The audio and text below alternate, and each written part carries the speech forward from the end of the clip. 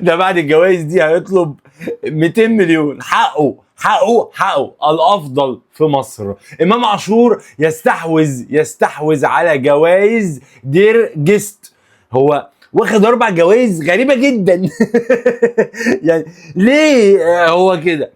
احيانا لازم ترضي النادي الاهلي، احيانا لازم ترضي النادي الاهلي زي ما قال الكتاب. ويا سلام بقى، عارف تحف في المرضيه. امام عاشور حصل على جائزه افضل لاعب في العام. حلو، حقه افضل لاعب في العام بتصويت الجمهور. دي غير دي. هداف العام، هداف الدوري، هداف الدوري، ماشي. افضل لاعب وسط مهاجم.